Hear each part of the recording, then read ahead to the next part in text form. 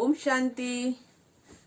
सप्ताह के राजयोग कोर्स में तीसरे दिन में आप सभी का स्वागत और अभिनंदन है। पहले दिन हमने जाना स्वयं की पहचान कि मैं कौन और मेरा कौन। फिर दूसरे दिन कोर्स में हमने जाना परमात्मा का परिचय। क्या परमात्मा हमारे जैसा है या हमसे अलग है? परमात्मा जन्म मरण में नहीं आते। अगर उनका जन्म होता तो उनकी मृत्यु भी तो अवश्य होती। फिर हमने ये भी जाना कि कुछ लोग शंकर और शिव को मिला देते हैं। तो शंकर जी है वो जटाधारी हैं, हाथ में त्रिशूल है और गले में सांप है, देहधारी है। और शिव जो एक अलग ही प्रकार की एक प्रतिमा है, भिन्न प्रकार की, जो कि उसको शिवलिंग भी कहते हैं और ज्योतिर्लिंगम भी उसको कहते हैं। अब आज हम जानेंगे तीसरे दिन का कोर्स, जिसको राजयोग से प्राप्ति अष्ट शक्तियां। आज हम जानेंगे कि राजयोग द्वारा अष्ट शक्तियां कैसे प्राप्त होती। राजयोग अभ्यास से, मेडिटेशन से हमारा माइंड स्थिर रहता है। कैसी भी परिस्थिति हो संतुलन बनाना सीख जाते हैं। राजयोग अभ्यास से हमें अष्ट शक्तियां प्राप्त होती है। इसीलिए तो यादगार में देवियों को अष्टभुजाधारी दिखाते हैं, जो प्रति आत्मिक है, हमारे जीवन के लिए बहुत आवश्यक है। राजयोग एक ऐसा योग है कि उसमें हमें अष्ट शक्तियां प्राप्त होती है। पहली है विस्तार को संकीर्ण करने की शक्ति, दूसरी है समेटने की शक्ति, तीसरी है सहन करने की शक्ति, चौथी है समाने की शक्ति, पांचवी है परखने की शक्ति, छठी है निर्णय करने की शक्ति, सातवीं है सामना करने की शक्ति और आठवीं सहयोग शक्ति। तो आइए हम बहुत सरलता से इसको समझें और हमारे जीवन में उतारें। सबसे पहली शक्ति है विस्तार को संकीर्ण करने की शक्ति, विस्तार को छोटा करने की शक्ति, पावर टू विड्रॉ, जिसको हम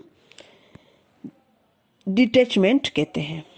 डिटैचमेंट से कुछ लोग ये सोचते हैं कि शायद हम अपने कार्य कर्तव्य को छोड़ देते हैं, कार्यों को हम कार्यों की तरफ ध्यान नहीं देते हैं, बिजनेस की तरफ हम ध्यान नहीं देते, परिवार को भी हम ध्यान नहीं देते हैं। डिटैचमेंट का मतलब सन्यासी बनना नहीं है। विशेष बात यह समझने की है कि सबसे पहले हम अपने आप को इस शरीर से डिटैच करना सीखें कि मैं देह सन्यासी आत्मा हूं और हमारे चारों ओर जो भी वातावरण हो उससे अपने आप को डिटैच होना सीखें। अगर हम डिटैच करेंगे तो कोई भी बात हो उसे अच्छी तरह से समझेंगे और कर पाएंगे। इस शक्ति में बहुत ही सुंदर दृश्य दिखाया गया है कछुए का, कि जैसे कछुआ होता है जब वह कार्य करता है तो पूरी कर्मेंद्रियों को फैला देता है, फिर वह सिकुड़ लेता है, बैठ जाता है।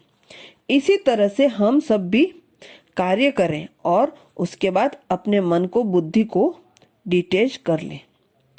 ऐसे भी कछुआ शब्द बहुत अच्छा है। कुछ नहीं हुआ, सब छोड़ दो, बातों को छोड़ देने की आदत बना लें। साथ में रहकर तो हमने सब देख ही लिया है, लेकिन अपने आप को किसी भी परिस्थिति से, किसी के स्वभाव संस्कार से भी अपने आप को डिटैच कर लेना है। कई बार दूसरों की आदतें, संस्कार हमें परेशान करते हैं, यहाँ हमें डिटैचमेंट करना है। अब हमें इनका डिटैचमेंट करना आना चाहिए। जैसे जैसे हम डिटैचमेंट की पावर आती है, उसके साथ एक और पावर आती है, समेटने की शक्ति, है ना। दूसरी शक्ति है ये समेटने की शक्ति। Power to pack up. इसको हम कहते हैं लेट गो कर देना। अगर हम अपने मन से इन बातों को छोड़ देंगे, बातें समेटने लगेंगे, तो बहुत ही जल्दी हम आंतरिक रूप से शक्तिशाली बन जाते हैं। इसे समेटने की शक्ति में पेटी बिस्तर दिखाया गया। इस चित्र को गौर से देखेंगे आप, है ना।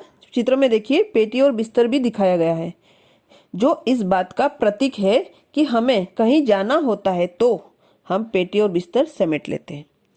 अब परमपिता परमात्मा भी कहते हैं हमें असली घर जाना है, तो अपने मन बुद्धि को चारों ओर से समेट लो। जो बात अच्छी नहीं है उसे लेट गो कर दो। किसी ने हमें दुख दिया, कुछ पास्ट की घटनाएं हैं, लोग कुछ बोलते हैं, तो उसे छोड़ देने का अभ्यास डालें।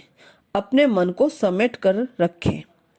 और यह ताकत तब आती है जब अपने आप को भी, स्वयं को भी पैकअप करना सीख लें कि मेरी पुरानी आदत है, उन्हें भी समेट लूं।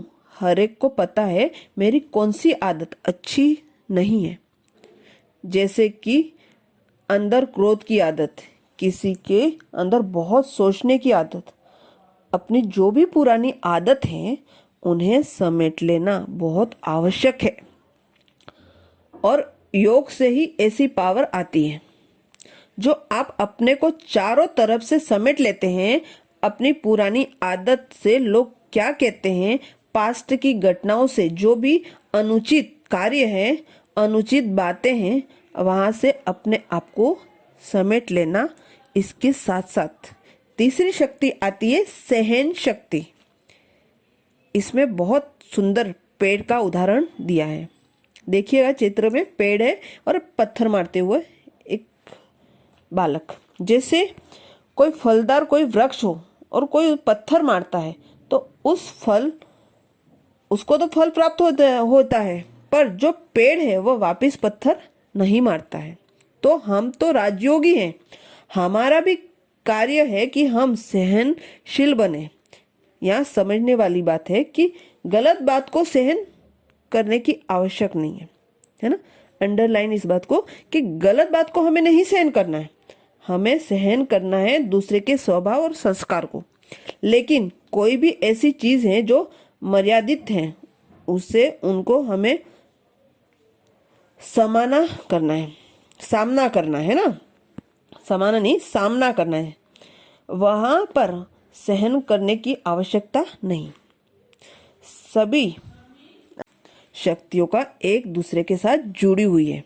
सहन करते करते शहंशाह बन जाते हैं। सहन करना मतलब दब्बू बन जाना नहीं है।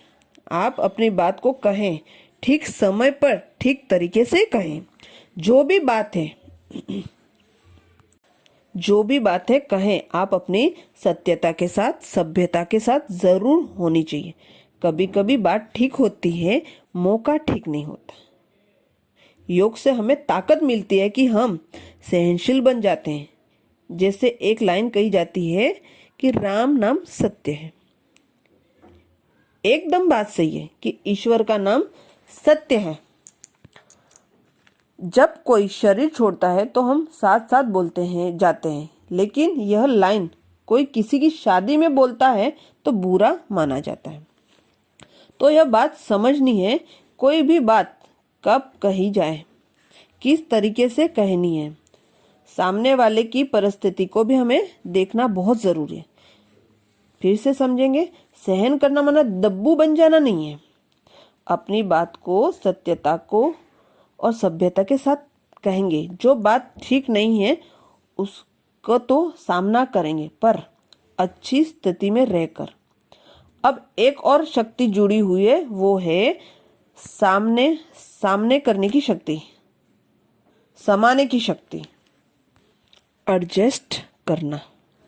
एक समुद्र के अंदर कितना भी कीचड़ा फेंके या तो वो संभाल लेगा या उसको किनारा कर लेगा। आप जब देखेंगे तो स्पष्ट दिखाई देगा। ठीक उसी तरह एक राजयोग की व्यक्ति, एक राजयोगी व्यक्ति अगर अच्छी बात हो तो समा लेता है और बुरी बात हो तो एक कान से सुन के दूसरे कान में निकाल लेता है। ये भी एक ताकत है कि हमें कौन सी बात अपने अंदर उतारनी है और कौन सी नहीं। आपको जो सहन करना है और समाना है, दोनों के साथ साथ समझना है। जैसे एक माँ के अंदर एक अच्छी सहन शक्ति होती है, वो सहन करती है, पर वो कहीं बच्चे की बात किसी के आगे नहीं करती है। कभी कभी हम सहन तो कर लेते हैं पर समाते नहीं हैं। यहाँ पर भी चाहिए स्नेह की शक्ति। जिसके पास आंतरिक स्नेह है तो कोई भी बात को सहन करेगा, समा लेगा। अगर कोई मानसिक कष्ट दे रहा है तो हमें समझना होगा कि हम किसी से कोई बात हम कह तो रहे हैं, ठीक विधि से कह रहे हैं। समाने की ताकत समुद्र के अंदर है। हमारा भी हृदय विशाल होना चाहिए। जब हम इस बात को समा रहे हैं हमारे अंदर, तो कल्याण की भावना होनी चाहिए और योग से हमारे अंदर यह ताकत बढ़ जाती है। इसके साथ साथ परखने की शक्ति और निर्णय करने की शक्ति इम्पोर्टेंट है। परखने की शक्ति में जोहरी का उदाहरण दिया हुआ है। जोहरी को सोने की परख होती है और एक आम आदमी को चमक पड़ जाता है, पर योगी वह है किसी भी बात को परखता है, क्योंकि झूठ ज्यादा चमकता है। पहले अपने आप को परखना है, मेरी क्वालिटीज क्या है, अवगुण क्या है। जो खुद को परख सकता है वही सही बात का निर्णय भी ले सकता है। परिस्थितियों को तो बाद में परखना, सही पहले स्वयं को परखना होता है। व्यर्थ सोच हमारी शक्ति को कमजोर कर देती है। अनुमान लगाने की भी आदत शक्ति को कमजोर कर देती है। और जो निर्णय शक्ति है, जो इससे तराजू दिखाते हैं, आपकी निर्णय शक्ति बहुत अच्छा काम कर सकती है। जब आप इस निर्णय शक्ति को सही रूप में उसे समझेंगे, आप कभी भी निर्णय न ले जब आप डर में हैं। उस समय भी निर्णय मत लीजिए जब आप क्रोध में हैं या आप इमोशनल में हैं। निर्णय राइट तब हो सकता है जब अपने परखने की शक्ति को भी साथ लेकर चले। कईयों का निर्णय सोच लेते हैं पर कर नहीं पाते, और वह ताकत तब आती है जब खुद ने निर्णय लिया हो। तो ध्यान से बात समझेंगे कि तराजू में जैसे सही नाप तोल का पता पड़ जाता है, तो हमें भी जीवन में एक सही बैलेंस रखना होता है। निर्णय शक्ति के लिए लव और ला का बैलेंस सही हमें बैलेंस करना है, तो इस संतुलन को बनाकर रखना होगा। हमें अपनी जिम्मेवारी स्वयं लेनी है। हम निर्णय स्वयं जिम्मेदार है। इस निर्णय के हम खुद ही जिम्मेवार है, क्योंकि यह निर्णय आपका भाग्य निर्माण करता है। और आप अपना निर्णय लें, किसी और का नहीं। हर एक अपना निर्णय स्वयं लेगा तो उसके आने वाले परिणाम सहन करने के लिए तैयार होगा। हमारे डिसीजन राइट हो सकते हैं, उसके लिए हमें बीच बीच में 1 घंटे में 1 मिनट के लिए साइलेंस में रहना होता है। आप भी करके देखिएगा, आपकी निर्णय शक्ति इतनी अच्छी हो जाएगी, परख शक्ति इतनी अच्छी हो जाएगी कि आपका मन कोई भी निर्णय लेने के लिए तत्पर रहेगा। नहीं तो हम मन के अंदर एक उलझन में रहते हैं कि हम ये करूं या न करूं। मेडिटेशन हमें यह शक्ति प्रदान करता है कि पहले परख कर फिर निर्णय लें। इसके साथ साथ आपके निर्णय ठीक होंगे तो आपके अंदर सामना करने की भी शक्ति, ताकत बढ़ जाती है। सबसे पहले समाना। व्यक्ति के सामने क्या होता है, ध्यान रखिएगा, किसी भी व्यक्ति का सामना नहीं, परिस्थितियों का सामना करना है। ये भी समझने की बात है कि कहाँ सामना करना है, कहाँ समाना है। सामना करने में ये देखेंगे, दिखाया हुआ गया है कि एक व्यक्ति शरीर छोड़ देता है और सब लोग क्या कहते हैं कि इसके सामने एक दीपक जला कर रखना चाहिए ताकि इन्हें स्वर्ग का रास्ता मिल सके। हमें समझना चाहिए कि जीते जी हम ज्ञान का दिया नहीं जलाया, अंत में 1000 दीपक हमें रोशनी नहीं दे सकते। सामना करना परिस्थितियों का, सबसे बड़ी परिस्थिति होती है किसी डियर बियर की मृत्यु हो जाना। अगर कोई करीब का शरीर छोड़ देता है तो हम कमज़ोर समझ लेते हैं, अपने आप को कमज़ोर मान लेते हैं। हम उस समय रोने के बजाय परमात्मा को याद करें, उन्हें शांति का दान देना है, क्योंकि यहाँ तो हम सब इकट्ठे हैं। जो आत्मा गई है, अकेली गई है, उसकी मदद करनी है। सही मदद क्या है? जितनी बार वो आत्मा हमें याद आए, हमें उसको दुआएं देंगे, उसको दिल से ब्लेसिंग देंगे कि आप सदा सुखी रहो, क्योंकि आत्मा तो एक शरीर छोड़ दूसरे शरीर में चली गई। ऐसे जीवन में न जाने कितनी परिस्थितियां आती हैं, उन्हें सामना करने की ताकत इस योग से होती है। राजयोग द्वारा हम किसी भी परिस्थिति का सामना कर सकते हैं, तो व्यक्ति की सहयोग की शक्ति बढ़ जाती है। जब हम एक दूसरे की मदद करते हैं, सहयोग करते हैं, तो सहयोग की एक योग होता है। एक एक की मदद करते हैं ना, तो सहयोग भी एक योग हो जाता है। सहयोग देते समय कभी भी हमारे मन में यह विचार न आए कि मैंने इसके लिए किया, मेरे लिए करे। निस्वार्थ भावना से सहयोग दें। कोई व्यक्ति अगर मानसिक रूप से कमजोर हो चुका है, आपको उसके मीठे बोल से सहयोग देना है। आप चिंता मत करो, हम आपके साथ हैं। कोई बीमार व्यक्ति है, उनका भी सहयोग देना है। तन मन धन पूरा मददगार बनना है। सबसे बड़ा सहयोग इस चित्र में गोवर्धन पर्वत दिखाया गया है। गोवर्धन पर्वत उठाने के लिए सबने अपनी एक एक उंगली का सहयोग दिया है। श्री कृष्ण जी चाहते तो वह अकेले ही उठा लेते, उन्होंने सबको कहा कि आप भी उठाओ, तो एक एक उंगली का सहयोग दो। तो अब आपने सभी ने उसको सहयोग दिया, एक एक उंगली का। वह सहयोग अपनी कमियों का, स्वयं को पहचानना और उन्हें निकाल देना है। हमें भी सहयोग देना है, तो हमें कमियां और कमजोरियों को निकाल करके सहयोग देना, दुनिया को सहयोग देना है ना। जब हम हमारी कमियों को मिटाएंगे, कलयुगी रूपी पर्वत सहज ही उठ जाएगा। तो हमारे अंदर सहयोग की भावना निरंतर रहनी चाहिए। हमें प्रगति को भी सहयोग देना है, दुनिया को भी सहयोग देना है। सहयोगी ही योगी होता है, और बीती बातों को भी बिंदु लगाना है। उसके लिए 3 बिंदु सक्सेसफुल हैं। सबसे पहला, मैं आत्मा ज्योति बिंदु, दूसरा परमात्मा भी ज्योति बिंदु, तीसरा जो बीत गई उसको बिंदु लगाना है। अच्छा, ओम शांति।